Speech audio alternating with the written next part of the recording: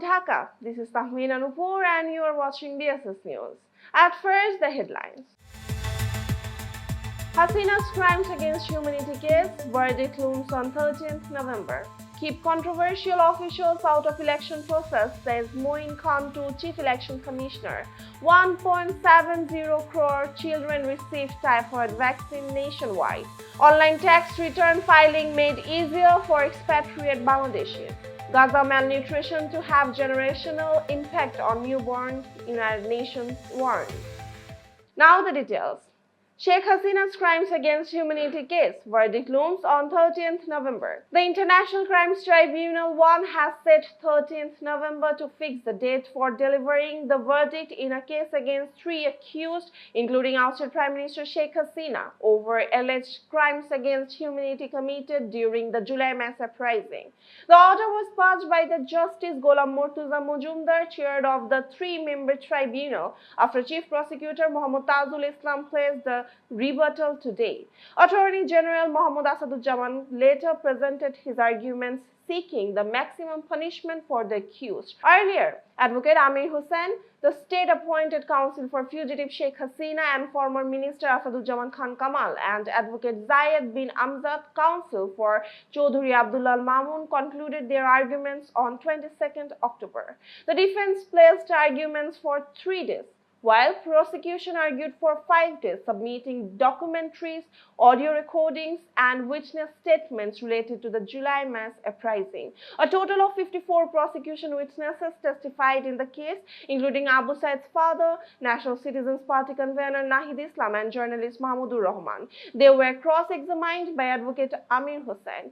Among the accused, former Inspector General of Police Chaudhry Abdullah Al Mamun had earlier pleaded guilty and became an approver in the case. The tribunal had earlier issued public notices in June, directing Sheikh Hasina and Asaduzzaman Khan Kamal to surrender by 24th June, warning that the trial would proceed in absentia under the International Crimes Tribunal Act 1973. According to the prosecution, both are absconding, reportedly in India. The investigation agency earlier filed a probe report on 12th May, bringing 5 charges of crimes against humanity and mass killings against the trial. The tribunal formed charges against them on 10th July. Keep controversial officials out of election process, says Moyeen Khan to Chief Election Commissioner. Bangladesh Nationalist Party Standing Committee member Dr. Abdul Moyeen Khan has called on the Election Commission to stay highly vigilant ahead of the 13th National Parliament election. He made the call this morning during a meeting with Chief Election Commissioner A.M.M. Nasiruddin at the Nirbachon Bhavan in Agargaon, Dhaka. Dr. Moyeen Khan led a 3-member BNP delegation at the meeting. Speaking to the reporters after the discussion, Dr. Moyeen Khan said the main emphasis was that no controversial or questionable officials should take part in the election process or influence it in any way. He urged the Election Commission to remain cautious in this regard. He also said that the BNP wants to bring a qualitative change in the country and urged everyone to forget past misdeeds and come to the right path. Dr. Moyeen Khan said the representation of the people order clearly defines how officials should conduct themselves during the election. He expressed confidence that the Election Commission will be able to ensure a fair and impartial election. He also said that BNP wants to bring a qualitative change in the country and urged everyone to forget past misdeeds and come to the right path. Dr. Moyeen Khan said the representation of the people order clearly defines how officials should conduct themselves during the election. He expressed confidence that the Election Commission will be able to ensure a free and impartial election. He also stressed that both the Election Commission and the interim government must make it clear that they have no interest in the election results. 1.70 crore children received typhoid vaccine nationwide.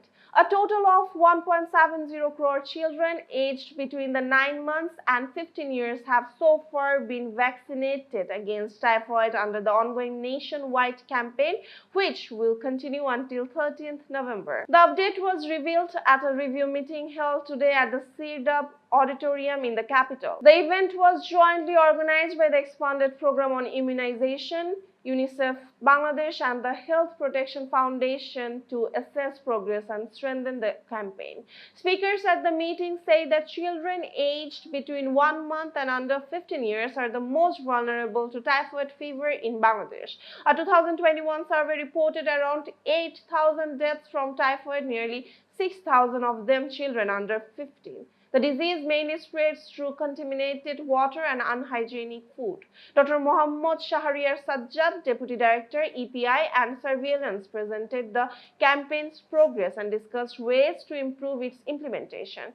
Speakers emphasized that the government has given top priority to immunization, highlighting Bangladesh's global recognition for expanding vaccine coverage. Under the Typhoid Vaccination Campaign 2025, the government is providing typhoid conjugate vaccines (TCV) free of cost to all children aged 9 months to under 15 years. The campaign began on 12th October and will continue until 13th November. The target is to vaccinate about 4.90 crore children across the country, including students from playgroup to class 9 or equivalent levels in madrasas, primary and secondary schools, and children of the same age group outside schools. Outline tax return filing made easier for expatriate Bangladeshis. The National Board of Revenue (NBR) has introduced a new option for Bangladeshi taxpayers living abroad to receive one-time passwords (OTPs) via email, making online income tax return submission easier for the expatriates.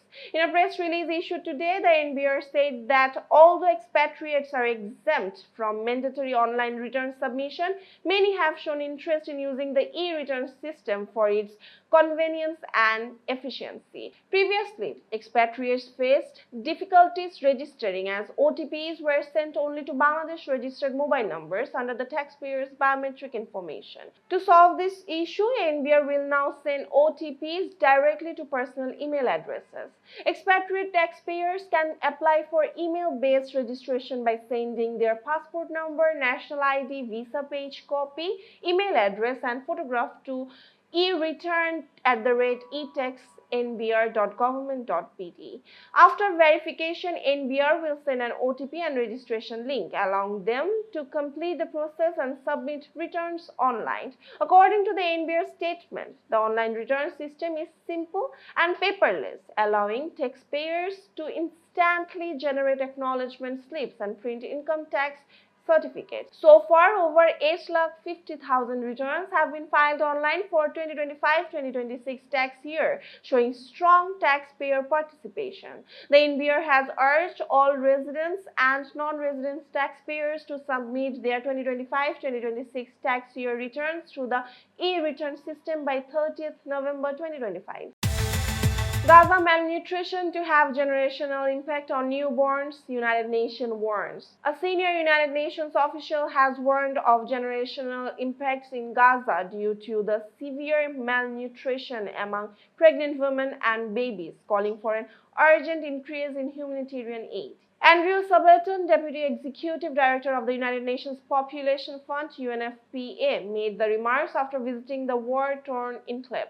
He said a quarter of Gaza's population is now starving, including 11,500 pregnant women, for whom starvation poses catastrophic risks to both mothers and newborns. According to Sabaton, 70% of newborns in Gaza are premature or underweight, compared to just 20% before the war began in 2023 October. He warned that malnutrition will have long-term generational effects, potentially causing lifelong health problems for affected children. Sabaton said that recent ceasefire has allowed some movement of aid workers, but only a trickle of humanitarian assistance is reaching Gaza, far from what is needed. He added that 94% of hospitals have been damaged or destroyed, and only 15% of functional facilities can provide emergency care. Maternal death rates remain high, partly because basic contraceptives are unavailable, forcing some women into unsafe abortion. He also noted that around 7 lakh women and girls face major difficulties each month due to the lack of privacy, clean water and sanitary products during menstruation. Sabaton further warns that about 170,000 people are suffering from urinary or reproductive tract issues, which could lead to lifelong complications if not treated soon. He emphasized that these conditions could be easily managed with the right medical supplies and attention if adequate aid is allowed in. That's all for today. For more information, visit bssnews.net. Thanks for watching.